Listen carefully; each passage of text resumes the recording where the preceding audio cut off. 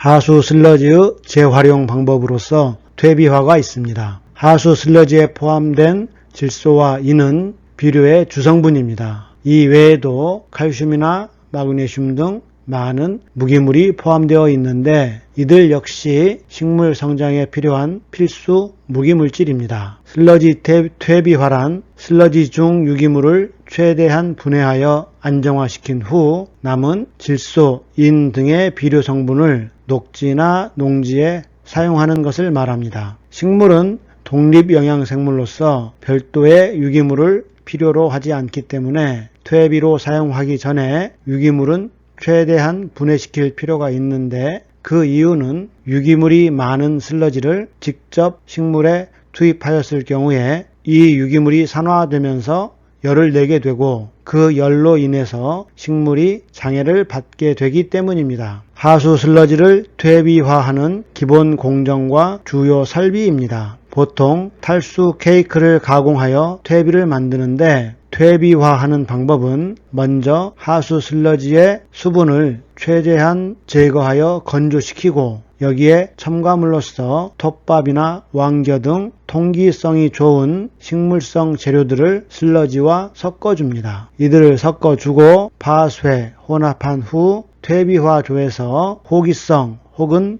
준호기성으로 발효시킵니다. 이 과정에서 유기물이 산화되면서 수분으로 증발하게 되는데 유기물 산화 반응은 발열 반응입니다. 여기서 생성되는 열에 의해서 슬러지 중에 남아있는 병원균이라든가 기생충의 알 등이 불활성화됩니다. 퇴비화가 끝나서 유기물이 안정화된 퇴비는 채거름이나 혹은 제품화하기 위해서 펠릿 형태로 가공하기도 합니다. 이후 포장 및 제품으로 반출하여 퇴비로 재활용하게 됩니다. 퇴비화 과정은 호기성 혹은 준호기성 분해입니다. 유기물이 많은 하수 슬러지를 호기성으로 분해하게 되면 유기물이 이산화탄소나 수분으로 증발하여 슬러지 감량화가 일어나고 또한 유기물질이 산화되어 분해되는 만큼 악취가 발생하지 않게 됩니다. 또 퇴비화는 호기성 발열 반응으로서 이 반응에서 생성된 열로 인해서 슬러지 케이크 내에 남아있는 수분이 그만큼 더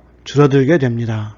수분이 줄어들면 취급이 더 쉬워집니다. 또 호기성 분해로 인해서 60도 이상의 열이 발생하는데 이 열로 인해서 슬러지에 포함되어 있던 병원균, 기생충의 알 혹은 잡초 씨앗과 같은 것들이 모두 불활성화되어 퇴비로 사용하기에 적합하게 됩니다. 이 표는 병원균 혹은 기생충의 내열성을 보여주고 있는데 살모넬라균 혹은 대장균 등은 보통 55 내지 60도씨 정도에서 1시간 정도면 살균이 됩니다. 아메리카 갈충 같은 기생충은 45도 이상이면 1시간 이내에 불활성화됩니다. 회충은 60도씨 정도에서 불활성화되는데 이것은 오타입니다. 하수 슬러지를 비료로 만드는 과정은 슬러지 중 유기물이 대기 중 산소와 결합하는 호기성 산화 공정입니다. 비료화하는데 보통 한 달 내지 두 달의 긴 시간이 소요되는데 이 시간 동안 주기적으로 슬러지를 섞어줘야 합니다. 슬러지가 내부에